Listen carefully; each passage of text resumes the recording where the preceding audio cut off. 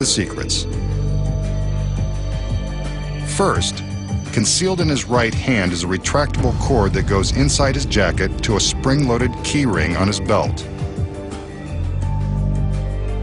Attached to the end is a suction cup that easily sticks to the smooth light bulb. When it appears that he is preparing to crush the bulb between his hands, he's actually just sticking the suction cup to the sides. See? Now when he pretends to pulverize the bulb into nothing, he's really just hiding it in his hand so we don't see it being pulled away by the retractable line. He then makes some mystical waves of his hand and it appears the bulb has vanished. But now you know where it went. Next, the magician will demonstrate a card trick with a dangerous twist. We want you to know up front this is not something you want to attempt at home. His assistant will act as a volunteer. The magician begins with an ordinary deck of playing cards. He fans them, then shows them to his beautiful volunteer.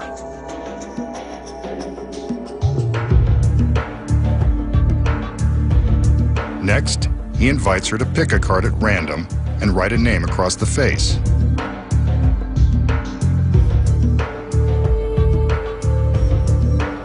I would have asked her to write her phone number.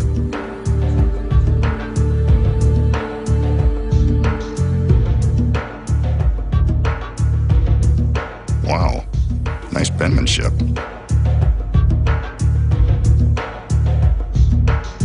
The magician takes the card and does some scribbling of his own, drawing a line beneath the name. He shows it to the girl,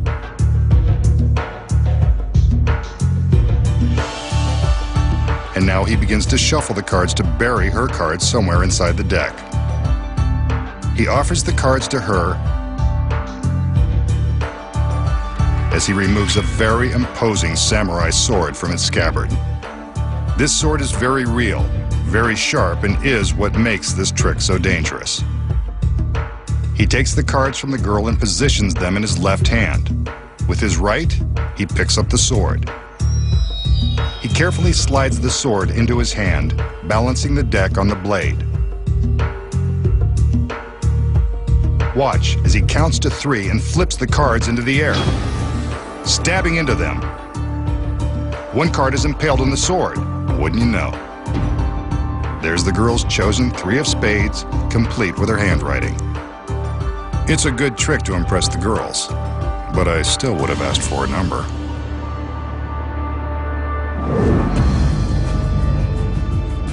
How did the magician find the chosen card with the razor-sharp blade of his samurai sword? Here are the secrets. He begins by showing his volunteer an ordinary deck of cards. She makes a genuinely random selection and writes a name across the face as instructed. They place it back on the deck. And the magician takes his pen and underlines the name. The first secret is that the pen contains a concealed razor blade. Cool. When he underlines the name, he's really slicing a slit in the card. There it is.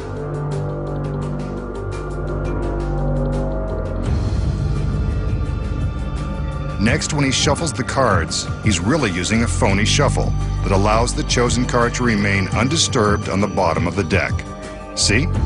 There's her card. In slow motion, we can see how he's only shuffling the top cards, leaving the bottom card untouched. Next, he balances the deck on the blade of the sword. What he's really doing is sliding the sword through the slit he cut with the razor pen.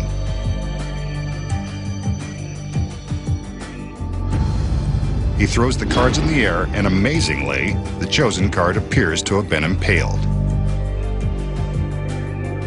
Even in slow motion, we can see that the flurry of cards creates enough of a diversion to hide the one card that's already been speared by the sword.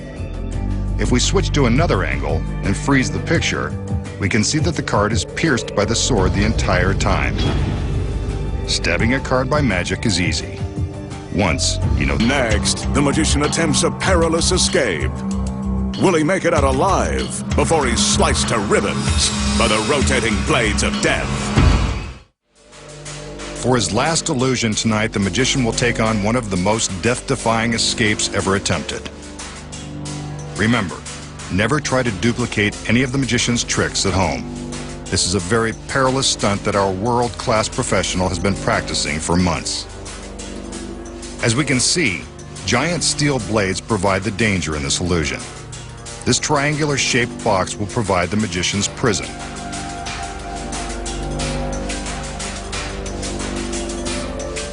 The razor-sharp blades are held at the ends of the steel rails by a rope.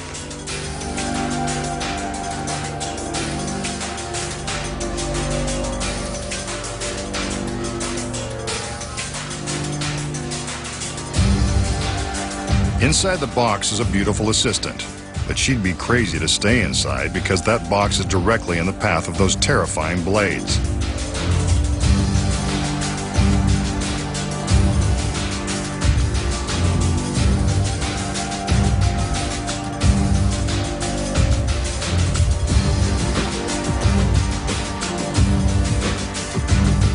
The magician releases a safety cable on one of the blades. Now things are getting dangerous.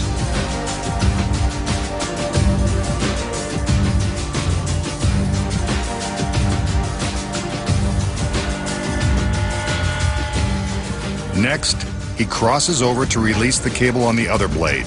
Now a single rope is holding the blades in place.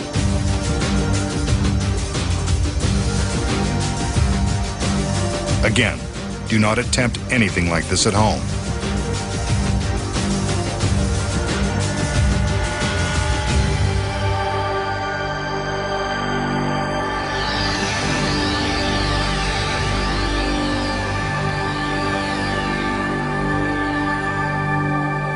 The magician climbs into the box and the door is closed.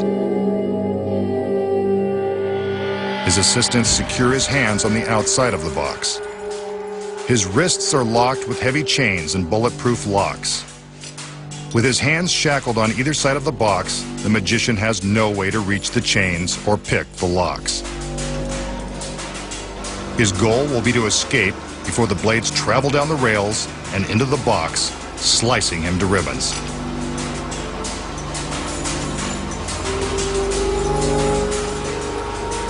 The blades begin to rotate.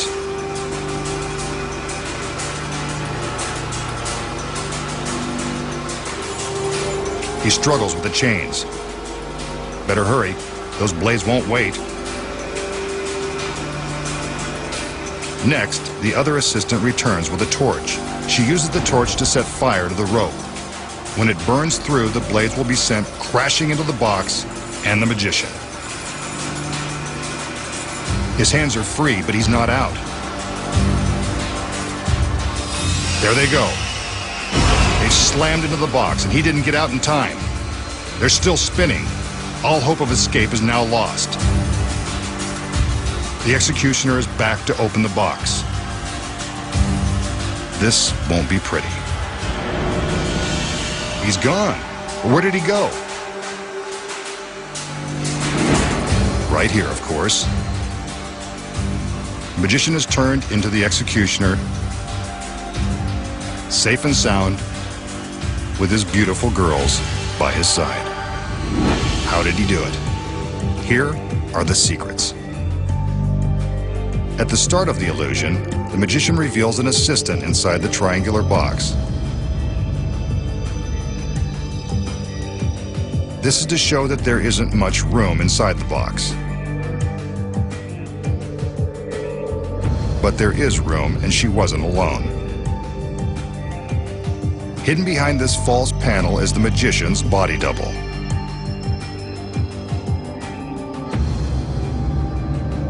He's in place before the magician ever steps inside.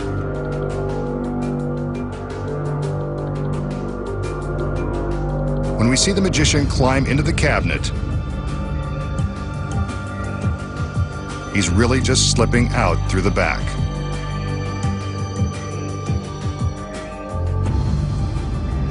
From behind, we can see him sneak out, leaving his double inside. The double then slides back to replace the magician, and it's his hand we see being shackled and chained. Next, the double flips a switch to activate the blades. Then his other hand is locked in place, and the audience thinks the magician is secured in the cabinet and struggling to escape. Meanwhile, the magician is being wheeled off stage inside the staircase the assistants use to reach the top of the box. With the spinning blades and flaming torches, the audience doesn't even notice that the girls are taking the staircase off stage. Next, the executioner enters to light the rope and add some danger. Off stage, the magician is slipping into an identical executioner's robe. Now, while the rope is burning, we see the double slip out of the manacles. But how? He simply slides his hands out of the chains and into the box because the chains have been rigged.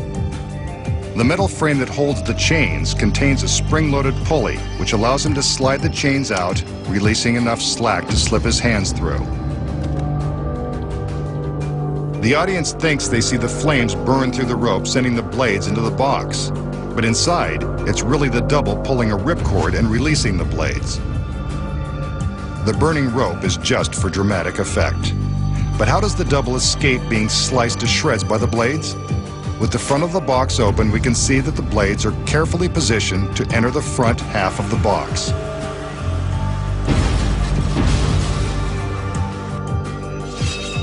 Plenty of room.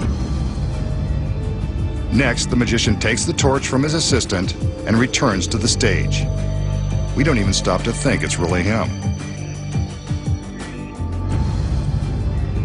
He opens the box to reveal the blades, and we can't see the double behind the false panel. He removes the cloak and reveals himself as the executioner. He may have fooled you once, but he won't fool you with this one again, now that you know the secrets. Next time, the masked magician returns to reveal more of magic's biggest secrets.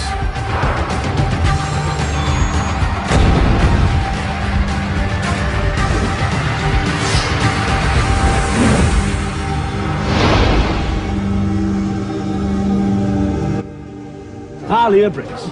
That's what I do. Doesn't make no difference to me if it's Dusseldorf or Darlington. If you embarrass us, we'll come down on you like a ton of bricks. A very appropriate metaphor, Mr. Turnbull. How Fit is Aimed Pet, Tuesday and Wednesday at 9 o'clock on ITV4.